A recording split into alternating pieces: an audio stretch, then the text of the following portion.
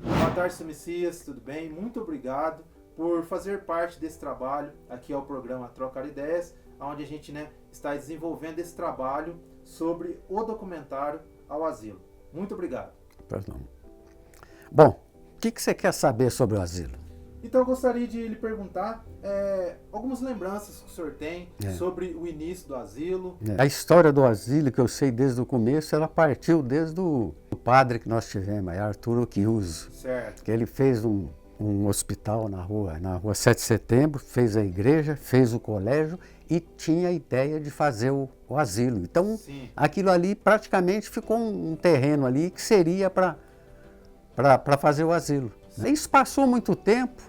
Na época aqui, uma pessoa que veio trabalhar na ACAR, que era um serviço de assistência rural, Sim. ele veio trabalhar e muito entusiasmado com isso. E eu então empurrei ele mesmo, vamos fazer, mas né? Sim. E aí ele iniciou, ele fez os trabalhos, fez a planta, tudo, inclusive eu tinha a planta. Sim. E iniciou, então aquilo ali é uma coisa assim muito gostosa da gente participar e saber que aquilo ali é uma coisa de benefício para a cidade, né? Isso, exatamente. Que acolhe tanto pessoas aqui da nossa cidade, como também de outras cidades circunvizinhas aqui. Então a gente vê assim que é muito importante, né? E, tanto partindo da iniciativa dessas pessoas que o senhor mencionou aí, que de longa data vem se preocupando com a sociedade, com o bem-estar da sociedade, né? E na realidade, né, existe na cabeça de todo religioso a obrigação de tratar de pobre. Né? Então, às vezes a pessoa nem sabe, mas eu vou dar esmola aqui, não sei para quem que eu estou dando, o que eu vou fazer. Então, lá no asilo, tem 40, 50 idosos lá, abandonados pelas famílias, né? E que têm a necessidade de viver. Isso. Então, o asilo é uma coisa, um objetivo muito bom.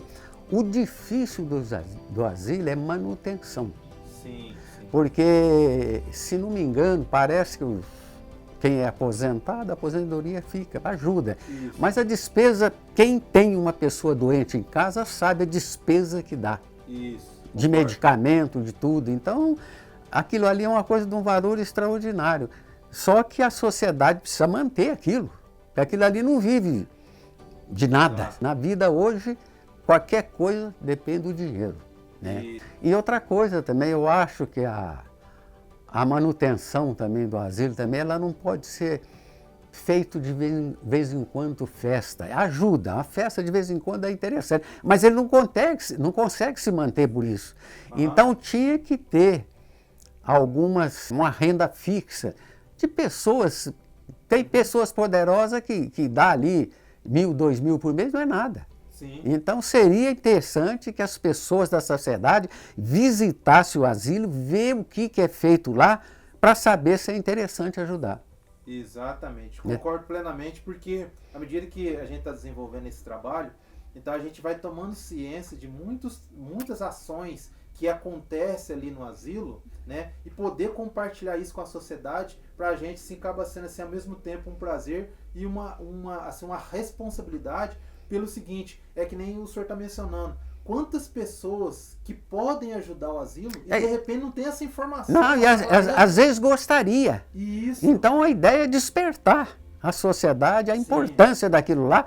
Uma pessoa, por exemplo, uma pessoa de idade, o mundo é assim, ele tem bastante dinheiro, mas ele não sabe se vai morrer amanhã, é ajudar, aproveitar, ajudar. Isso. Né? Que aí, às vezes, é tudo aquilo que está ao alcance da pessoa, mas ela não está tendo, às vezes, uma oportunidade, né, de poder direcionar a ajuda que ela pode dar. Então, para através desse trabalho que você está fazendo, a gente pode convidar membros da sociedade a visitar lá para ver o que é feito. Exatamente. O senhor também, sobre a parte de música, né, já teve várias visitas que o senhor já fez. Não, asilo, né? O problema lá no asilo, a gente tinha um amigo que morreu, chamava José Roberto Mancusi. E ele vinha muito à nossa casa, muito amigo, então ele era entusiasmado com o asilo. Então tem um prédio no fundo lá, que ele que fez, inclusive os vidros daqui lá. Alguma coisinha eu ajudei lá. Sim. Mas ele fez essas... E na época de frio agora, era 100, 200 cobertor que ele mandava. Né? Olha que maravilha. Uma vez por ano, ele fazia um almoço lá diferente da rotina. Sim. Um almoço com leitoa, frango, bebida, um almoço diferente. Né? E a gente tem... se as pessoas conhecem a gente, sabe que a gente tem uma bandinha de música, então nós tocava lá. Então, quer dizer, nós só tocamos assim, nunca cobramos de ninguém, porque, não tem, porque a pessoa não presta mesmo, então não tem nada que pagar. Então nós tocamos é porque a família é uma família descendente de músico, né? Meu bisavô era, o avô era, meu pai era músico, maestro, então ficou. E ela é interessante porque é só da família, né? Sim. Eu, meu filho, 3 netos e mais 2 irmãos. Então é família, é só a família que toca. Certo, sensacional. E aí, então, e lá no asilo, então a gente ia lá, tocava, eles gostavam, tal. E aí com a morte do Zé Roberto, esse almoço acabou. Então que a gente vê assim que isso é muito importante, porque assim conversando com os internos lá no asilo, a gente vê assim no falar deles, né, que é muito importante essa visita da sociedade, seja de qual maneira for, ir lá para conversar com eles. No caso, o senhor com a sua família vai lá, foi várias vezes, né, apresentar música para eles. É uma questão de estar junto do próximo. Não, isso é muito bonito, né? A pessoa tem que mostrar que eles também são gente. Isso. Precisa de conversar e muitas vezes tem internados lá que a família abandona, põe lá e abandona. Então, eles sentem uma tristeza danada, então precisa conversar, precisa de ser animado, né? Isso, então, concordo plenamente com o senhor. O que eu acho interessante é o objetivo que o padre Arthur Occhiuto teve, né? A importância, olha para você ver a importância de um membro da igreja quando tem objetivos importantes, né? Sim. Colégio, igreja, hospital e asilo. Pronto. Certo. Fechou o que uma comunidade precisa para sobreviver. Isso. Educação, saúde, né? O apoio na época da velhice, né? Então, e na medicina, ser cuidado. Então, fechou. Né? As áreas fundamentais para um bem viver, né? Mas o asilo é muito interessante. Agora, precisa a comunidade procurar saber, entender. E principalmente o mais novo, porque eu, por exemplo, na idade que eu estou, eu faço pouca coisa, não consigo fazer mais. Mas as pessoas numa idade normal, que está ativo, está trabalhando, tem rendas e tal, ali teria que ajudar. Ajuda permanente. Por mês, o asilo poder contar que aquela prestação vem. Sim, exatamente. Porque a gente viu aí agora, nesse período aí, sobre a crise que o asilo estava passando, então a gente vê que a sociedade é bem solidária, então várias pessoas vão e ajudam e tudo, mas essa colocação que o senhor falou, ela é imprescindível. O povo é bom, as pessoas são boas, mas tem que despertar neles. Isso. Despertar neles, é isso que precisa. Isso depende da diretoria, do jeito de fazer uma campanha, fazer um jornal, não sei. Sim. É despertar na comunidade porque tem pessoas que você percebe no conversar que são pessoas que gostariam de ajudar e outros não, outros só pensam neles, então deixa ele para lá.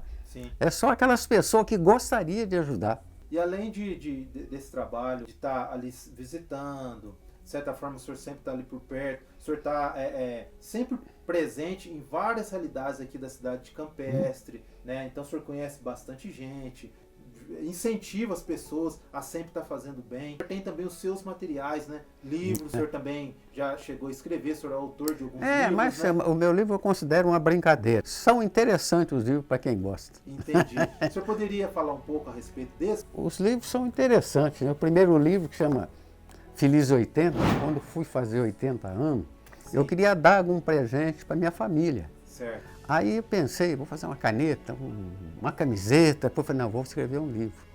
Legal. E comecei a criar as ideias na cabeça. Não, primeiro eu falei, escrever um livro, mas como é que eu vou escrever? O que eu tenho que fazer?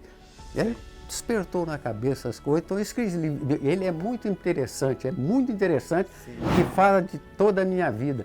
O segundo é um livro bom. Esse aqui tem só esse, é um livro bom, Caminhos para a Felicidade. Orienta, é um livro de autoajuda. Sim.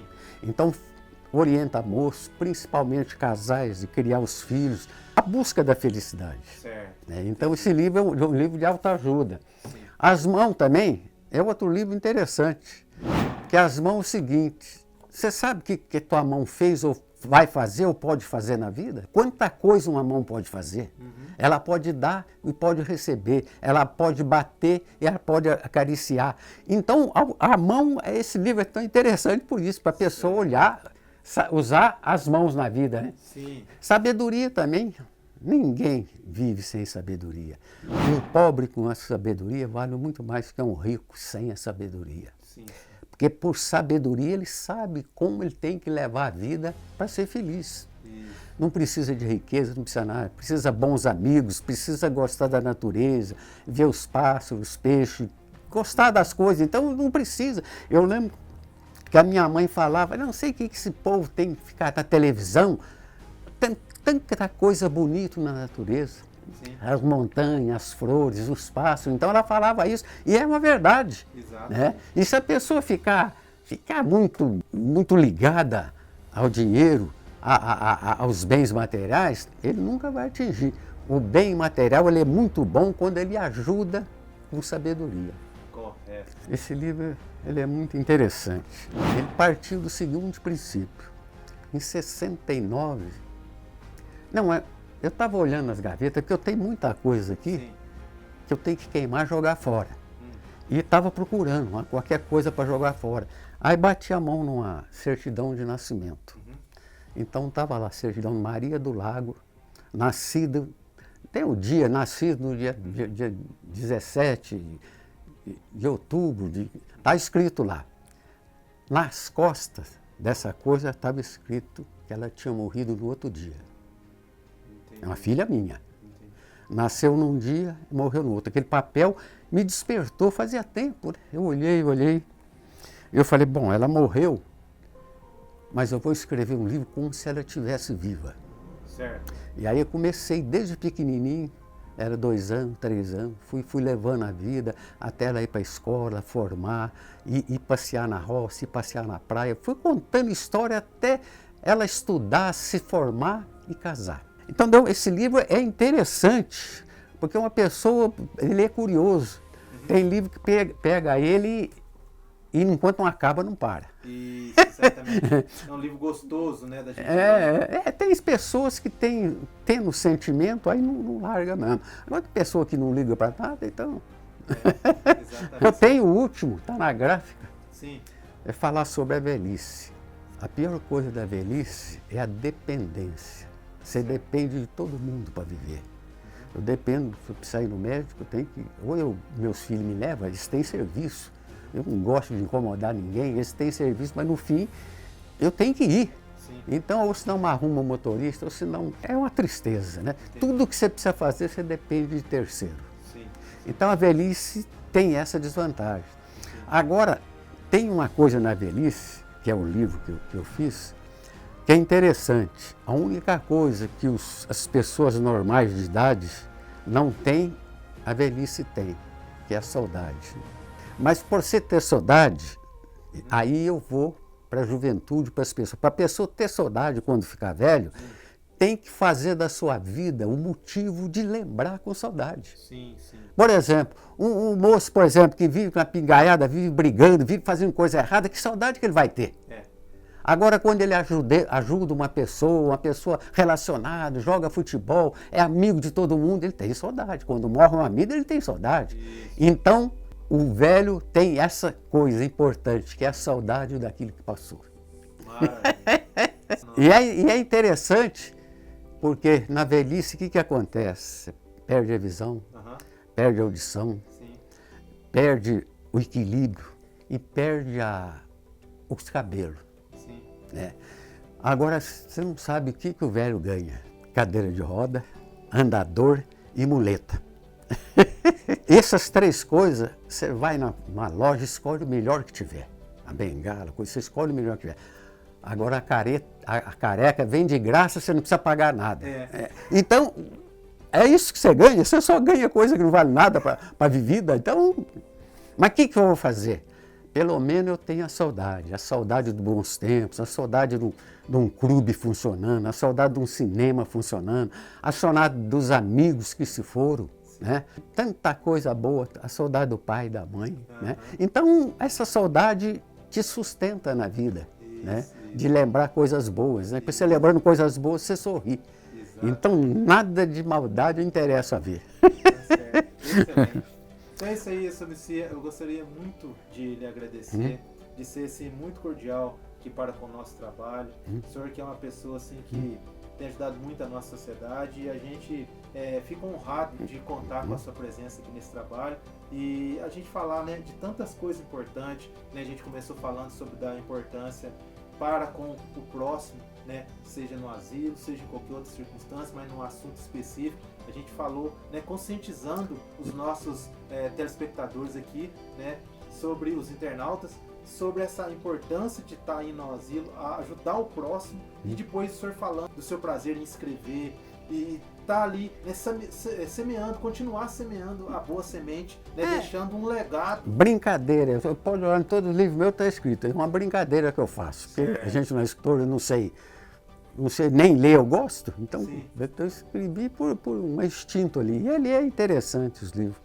Mas o importante é que a sociedade ficasse ciente da importância que é um asilo, da pessoa fazer uma reflexão. Vamos supor que eu tenho meu pai e minha mãe de idade e eu não posso sustentar eles e ter uma instituição que cuida do meu pai e da minha mãe. Você quer coisa melhor do que isso?